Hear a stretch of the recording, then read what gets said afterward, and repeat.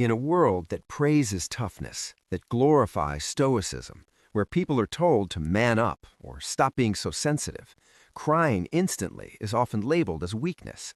People look away, they get uncomfortable, they assume instability. But what if the opposite is true? What if those tears aren't a fragile reaction, but the sign of a deeply responsive, emotionally intelligent brain? What if crying quickly doesn't mean you're weak, but that you experience life more intensely than most? Today, we're diving into the psychology of people who cry easily and why you should never underestimate them. When emotion moves freely. Most people don't process emotions in real time. They store them, push them down, distract themselves, tell themselves it's not a big deal, until one day it all explodes. But instant criers are different. When they feel something, their body responds immediately. There's no emotional traffic jam, no buildup, no silent accumulation of pressure. Tears aren't collapse, they're release.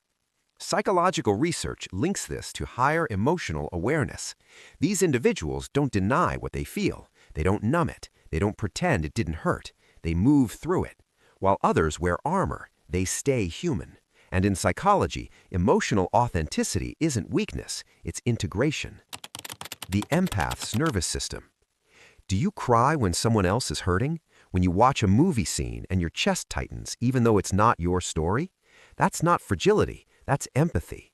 Some nervous systems are highly attuned to emotional shifts. They detect tension in a room before anyone says a word. They sense sadness under a smile. They feel joy as if it's their own. They don't just observe emotion, they absorb it. And because they feel so deeply, they often detect dishonesty, discomfort, or hidden pain faster than others. Their tears aren't random, they're data. They're a biological radar for emotional truth. The biology of crying.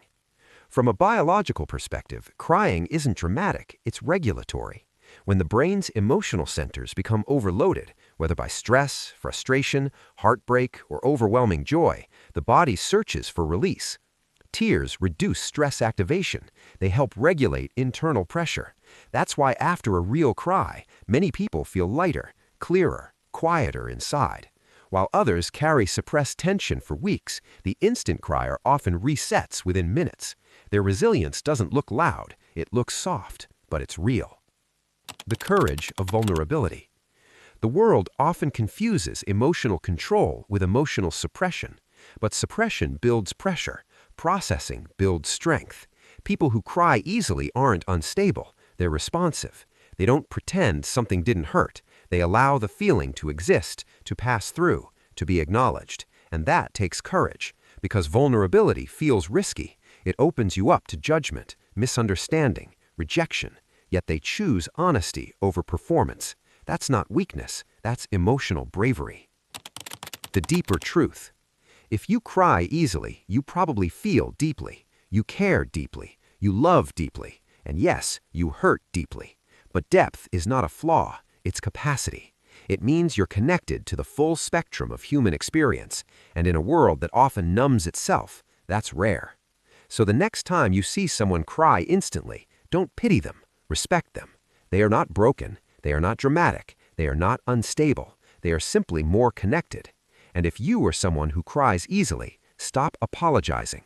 Your tears are not a flaw, they are awareness, they are depth. They are proof that you feel life as it truly is. If this resonated with you, subscribe to True Psychology and tell me, do you cry easily or do you struggle to let emotions show? I read every comment. I'll see you in the next one.